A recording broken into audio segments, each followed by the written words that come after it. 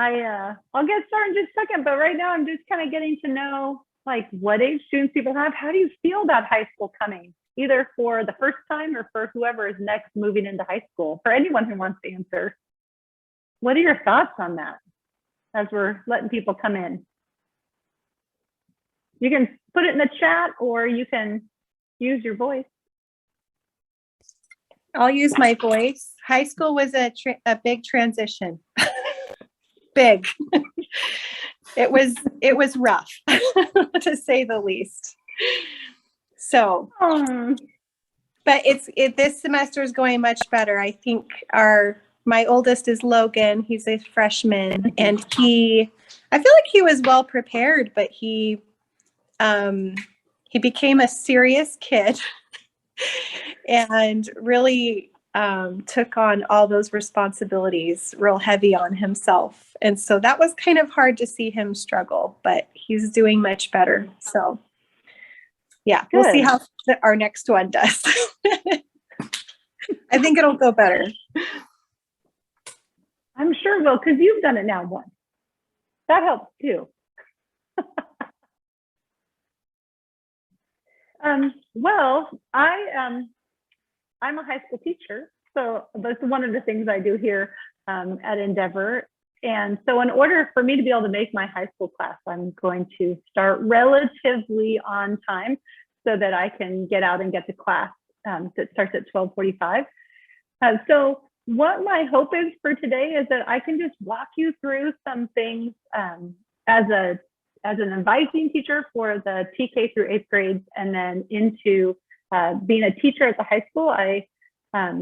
I was asked to just talk about what does it look like for us to prepare middle school students for that transition to high school.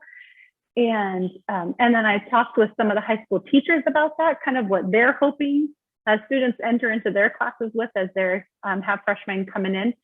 And so that's a little bit about what I want to share with you today, and then some things that you can be doing also, not academically, but more like study skills and resiliency, and some things that you can be thinking about building into your own routines at home while you're doing school. And so I want to start with that. So I'm going to start sharing my screen with you so that you can see my PowerPoint presentation, which I have created into a document that when this all gets shared out later, that you'll be able to have a copy of all my slides. So let me find my screen. All right, this is what I have to do. I want to make, there we go. Okay. I think I'm going to do it. It's been a while since, there we go. All right, let me start at the beginning. I was walking through this. All right, here we go. Preparing for high school. So there I am. I teach the high school leadership class, and I also advise for the TK through 8th grade. So first of all, let me just say high school's great. And although it looks like this big thing coming ahead on the horizon, you know, it may be 1 year away, you may be starting in the fall, you may have a few years to go before you get to high school. Some of your students may already be there. But I think high school is a great time.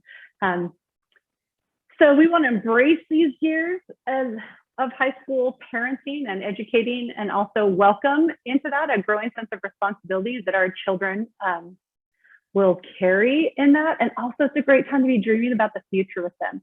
So even though high school does carry like a greater workload of classes, there's so many other things that are going on in their lives that's exciting, that really start kind of taking root and growing in high school. And so I just think that's what makes this such an exciting time. As a teacher and as a parent, I will say I have 3 teenagers of my own. Here they are, I hope. I'll share with you. Oh, it's not letting me. Hold on. There we go. there are my three teenagers. So Kate in the middle, she's a college freshman this year. She's an English major. And then Andrew is a senior at Bullard High, and Rebecca Joy is a sophomore. That's us picking up Kate at the airport when she came home for Christmas break. Everyone was really excited. But I love teenagers. My husband and I are excited about these years in the lives of our children. We were not parents who like thrived, I guess, in kind of like those early childhood years. I found them so hard, but I love this age. And so those are my teens. I'm in the heart of it, and I love it. I'm surviving it, and I believe we all can. So here is my next slide. So here, just a little bit about, just so that you know, as you're looking towards high school, our high school is a great program. And so I'm hoping that you all will just jump right over the high school here. But a few, maybe it was last week, we had an 8th grade informational meeting, and all the way high school works was explained in that meeting. But these are things that are important to remember as you're looking ahead to high school, is that one, high school rises and falls on credits. And so completing classes and finishing work is paramount for high school. And I mention that because there's so much flexibility in the younger grades as they dive into something a little deeper and use some creativity in how you're teaching, or take longer because students either need that time or want that time. And high school is much more rigid in that because you're earning these credits to be able to graduate. There's a 5-year plan that gets worked with, and as far as charting through all the years. And so that's helpful too for students to have a plan, not a set goal for who they're going to be the rest of their lives, but just understanding the long-term goals that come with high school. And then, and so you know, all of this is deeply supported by your advising teacher and Mr. Hill, our high school counselor. So just in kind of that rule of thumb of high school, that's the driver there, is like there's requirements and credits, and that's a big change from these younger years. So if you didn't finish something, it was fine. If you didn't get through it, that was okay. We did it over the summer, and that changes. And I think that might be where students start to feel that sense of pressure. And so how can we help them be ready to transition from these younger years up into high school? And so here's what I would suggest for that. There are 4 main focuses really to be preparing for now that help your students be ready as they transition to high school. And some of those are academic, and some of them are just kind of new behaviors. So you see those there. Math, science, and language arts really have some places where we're going to talk about today really quickly. And then what it means to grow our students' responsibility. And in that also is some responsibility that shifts for you, the parent / teacher, of what it looks like for you as you navigate through high school also. So let's start with math. Algebra is key in math in high school. So students have these years of math that they need to graduate, and the things that we offer you see there. But really, to enter into those classes that are required for high school, we do a lot of work here to help prepare students for that. So as you're thinking about high school and what's going to happen when your student starts math and how you can move forward in that, it's making sure that your child is learning and growing in math skills, not just multiplication and things like, you know, those math facts, but really that they're keeping pace at grade level. And if not at grade level, about a grade level behind, they can still keep up. But a real focus is on keeping that math skills growing so that they're ready to enter into the classes here. We have a lot of ways that we can help support that here. So, but I just want to make sure that's on your radar, is that math is, it's important that they get through to algebra. It's a requirement for graduation. But as your current math teacher for your student, either Mrs. Flynn or you are working to get through those math curriculums, and that may require more focus in these coming years to make sure that they're building that foundation to transfer into high school. The next subject is science. And this, I talked with Miss Reeve, our science teacher, about what would it look like for students to come into high school science prepared.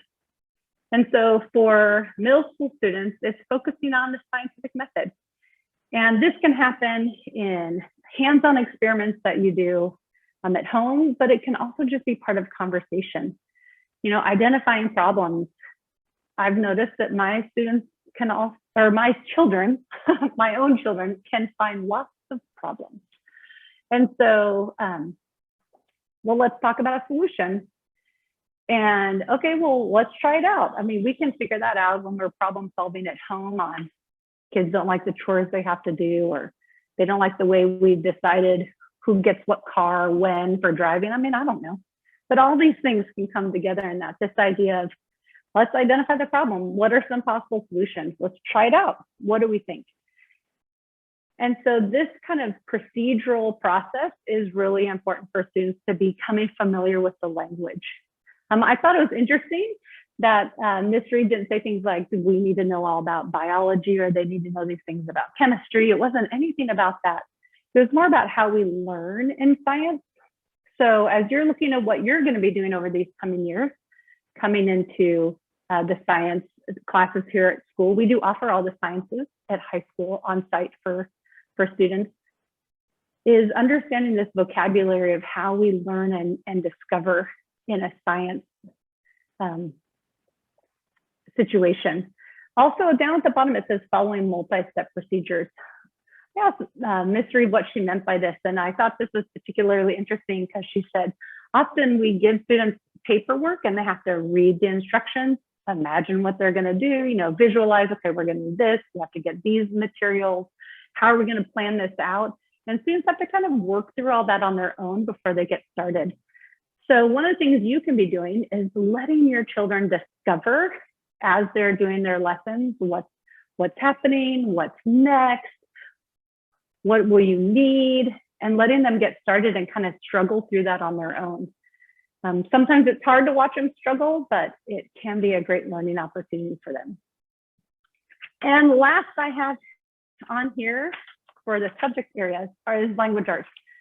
So reading is key in high school English. And so as you're getting your students ready to transition into high school, some of the things you might want to be thinking about is, can they write a 5-paragraph essay that has a good thesis statement with it? Are they good at communicating? How much practice do they have in writing?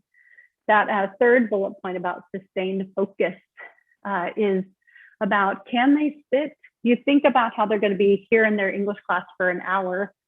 Can they sit and work on something for that long, reading and writing for a while? Mrs. Huey, our language arts teacher, one of them, talked about how often the books that they do are grade level for 9th, 10th, 11th grade, but usually come with an audiobook option. So even if your child isn't reading at grade level, that's not a hindrance in the language arts class, but can they follow along with the audiobook and understand those concepts within the story of, you know, the arc of the storyline, the conflict, the protagonist and the antagonist, and all those things. She also mentioned typing skills, which I grew up in the old days where I was a freshman in high school, and my mom, who taught at the community college, told me that I was required by her to take a typing class, which was on a typewriter. It did plug in, it had electricity, and you know, I had to type, and I had to take a whole semester of typing. But that's a skill that has been so beneficial for me. And so she was also saying it's so important for students to be able to type. So you can be adding that into something that you're doing at home. But so to prepare for language arts for high school means starting to build up that sense of longevity and stamina as they're doing some work at home. And then here's the last one, and this one might actually kind of play more into for you as parents, which is the responsibility shift that happens and changes as you enter high school. And so what I'm starting to talk to my families about when they get into 5th, 6th, 7th, 8th grade is grading work. So for a long time, we just asked families to put a check mark or a star, or just show that you've looked at the work on the work samples that you turn in. And in high school, all work gets graded. So if your student is coming to school on site, it gets graded by the teacher here. If work's being done at home in an independent study way, then you as a parent are doing the grading. And that can be a really hard transition for students. So if your child's coming to math class with Mrs. Flynn, they're starting to experience that already, work getting graded. As you progress into 7th and 8th grade, I would encourage you to take on an additional subject, and maybe 2 that you do full grading on if you aren't already. It's great training for you as the parent, but also for the student to start to learn that it's more than effort and expression, but there's also a standard that has to be met sometimes in the work that they do. Another thing is deadlines. For on-site classes and for independent study classes, work has to get done in a particular manner. The work records that students have for high school are very specific in order to get all the work done in a semester to earn the credits for that course. And that can be a hard transition for students and parents who at this point have the flexibility to say, you know what, we'll finish that later. We didn't have time to get to that. We'll do that next week. But that can start to really pile up for students at high school when they don't have the flexibility at the end of the semester in the same way. So it's good to start creating some schedules and time management into your day and into your child's school schedule to help them start to build that sense of deadlines and ownership and time management. And then of course, grit, I put at the end. We just talked about this in my leadership class a couple of weeks ago. We're going to continue that discussion today. Sometimes you just have to follow through with undesirable work. And I know that there's a lot of, one of the beautiful things about our program is flexibility and options.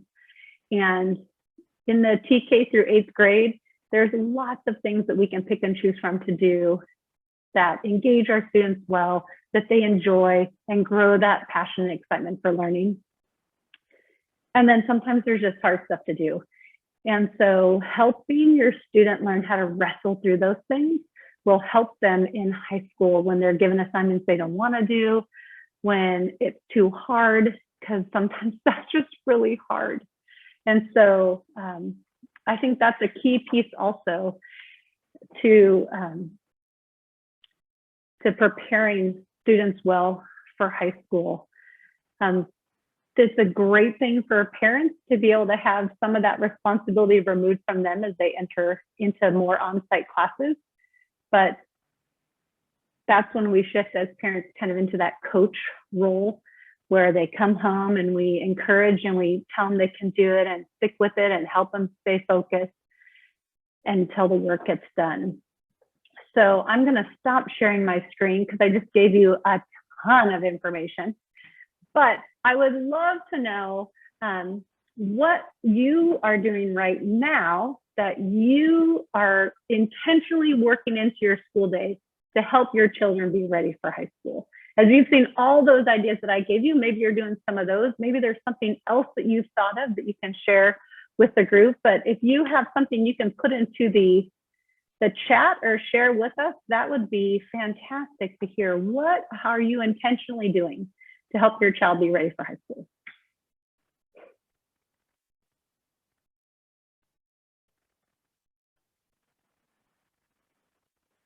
Yes, please.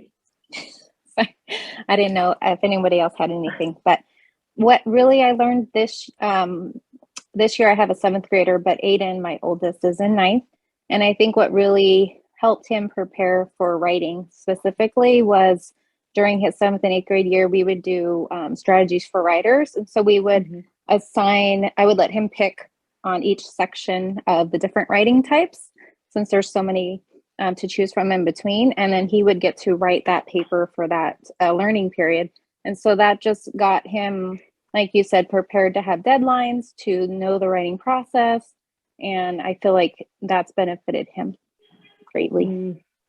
Thank you. Strategies for Writers is a book that still sits on our shelves. It's discontinued by the publisher, but we're holding on to it as long as we can because it is a textbook. And that's a great resource for working through the different writing styles. And I like that you still use that, the choice, right? That helps, that helps Aiden to engage in, at least he may not have wanted to write something that was a narrative, but at least he got to choose something in it that was appealing to him. That control is really important. Anyone else? Mrs. Vaccaro, I was going to pop in and sort of bring up some concerns that some of my 8th graders have been having. But like when they're really confused about an assignment in their class, I'm really trying to encourage parents to teach them, to teach their students how to reach out to their teacher through email. And really working on those skills as well, just like advocating for their needs. Instead of, the parent being the one trying to figure the assignment out, just really, putting it on the student, having the student contact the teacher about those assignments. It's really helpful to start doing that now. Yes, that's a great addition. Thank you. That we actually had to work with one of my own kids when they were in middle school. We could tell wasn't engaging in class super well. And that was actually one of the requirements that the team of teachers that I met with came up with was hand has to be raised in class once a day. Every class needs one hand raised, even if we don't call on your child for whatever reason, but a step is being made to engage, either ask a question or, answer a question, anything. But just that step of being able to engage and ask for help is so important. I mean, we had to make it an assignment for mine, but it's a real thing, the value of that. So thank you for adding that to the list. That could also, just so you know, could be a writing practice. How to write an email is in that Strategies for Writers book, but is a great skill for students to learn. It's just, they may not write an email because they don't know how. So, Natalie. I think I was thinking about 2 things, just having 4 kids not in high school and 1 in high school. I think something that has helped our high schooler and our kids now, that what we're doing is trying to stay organized. Just keeping the simple thing of keeping track of papers and not losing things, and having a binder with different subjects. It sounds like a simple thing, but like that was a big skill that Logan had to learn. Like, I just setting up a binder. This is your biology section of your binder. This is your writing section of your binder. So like, there's different ways I think we can do that with younger kids too. Each of my kids has a binder, and just kind of staying organized. And another thing I was thinking of is, as we set goals with our charter teacher, letting the kids know what those goals are. So for example, okay, kids, in the next learning period, we're going to do handwriting pages 50 to 70, and that's our goal. So kind of keeping on that schedule, I think, is something that we do that helps a little bit, I guess. No, I love what you said about that transition from being at home and having everything just kind of around to having to keep things compact in a binder. I mean, even just thinking about everything they need has to fit in a backpack, and they're in charge of a lot more. And so that's a great addition to kind of those personal skills to develop in getting ready, is just where to keep your paper, where to keep the homework. What do you do when the teachers give you an assignment? Mrs. Hammond. Yeah, maybe this is already part of the presentation. I'm not sure, but the technical name for this is executive function, and it's really only something that I stumbled on a couple years ago. Edutopia has a great video on how to help kids organize, and it ties in with what Diane was saying about them tackling an undesirable, task. How, there's this video that shows the teacher having them, okay, what is your least favorite thing you've got to do, and when is it due? First of all, timelines, deadlines, when is it due? But I would really suggest you looking that up. Edutopia, executive function, goes right along with what Diane's talking about. Great, thank you. I know that even most of us as teachers are still teaching those things anyway to students. I mean, in the leadership class, we do a big project, it takes a couple months, students work on it. But part of what they're working on is due to me today is their plan. And I tell, here's when it's due. Here are a couple due dates that I have for you already. So count backwards, and what do you need to do, and how do you get yourself to a place where you're ready for each of these due dates? What needs to happen? And so it's an ongoing skill, right, that we're always developing, coming up with some kind of system that works for us to keep ourselves organized. So thank you. Cheryl. I was just going to say, my 7th grader struggled with organization when he was in traditional school. And so I made it real simple for him at home. I just have one folder. And so he has a completed side and an incomplete side. And so each time he does something, he knows what side to put it on, and he turns that folder into me, and it's his responsibility. And then I in turn grade it and turn it back, and discuss it. So to me, that's just a stepping stone because of being at home, it's a little bit different. But I think the other key too is that independent time, like you talked about, doing things they may not like to do. Maybe having them do independent work on things they actually do like to do, and teaching them how to problem solve by finding resources, maybe online or whatever, books, to help them to come to some sort of a conclusion to an assignment, but something they enjoy doing. Starting with that, I think, has been beneficial for our kids. And then you might have to hold their hand through something difficult, to show them, but I feel like that's, of course, part of growth. But starting with something they like has always been the best method of teaching. If you can do something they love, they're going to learn the process they need to do things that are hard. That was all. No, that's good. I've held hands with my kids, not literally, but I mean, I've pulled a few late nights helping keep kids focused and on task with my own kids. This is what you got to do when it's time to get it done. Sorry, it stinks, but I'm here with you, and we'll figure it out together.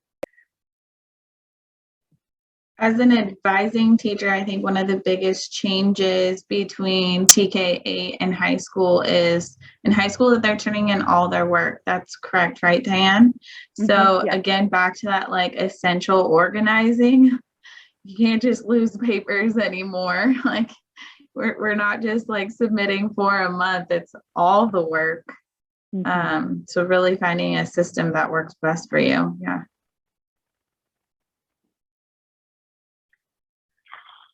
I know that that transition to high school can be hard.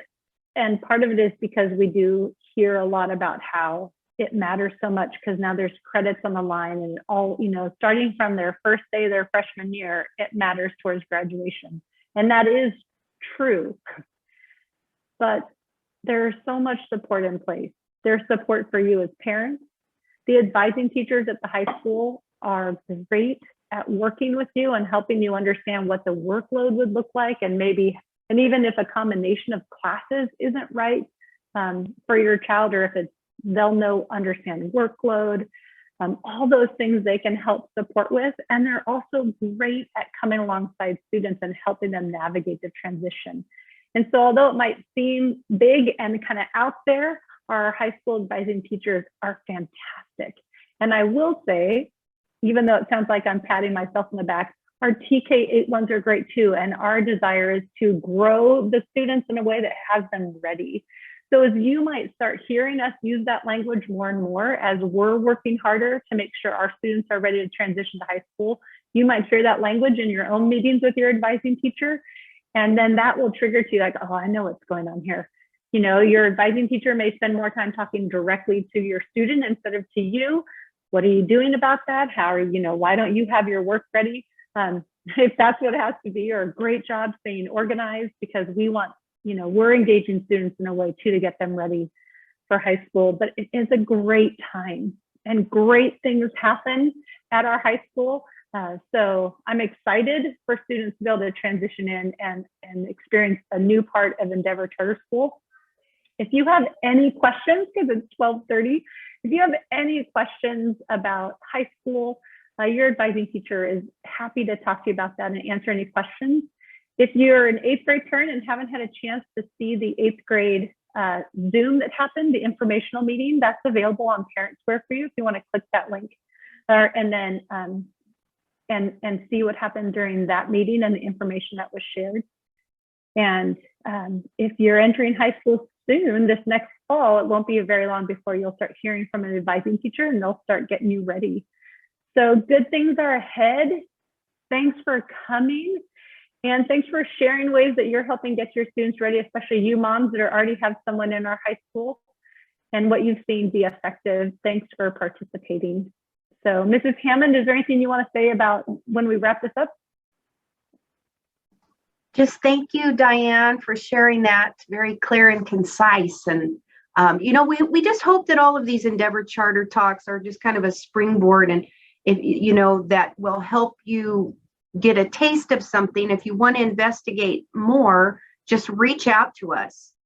We don't want to take up any more than the 30, maybe 40 minutes of your time with these, though. So thank you, Diane. Thank you. It was great to be with you all. Thanks, Natalie. Thanks, Cheryl, for sharing. Good to see you, Miss Vaccaro, and hi, Good to see you, Miss Burton too. and Miss Hammond. Thank you. It was awesome. Really great Thank you. presentation.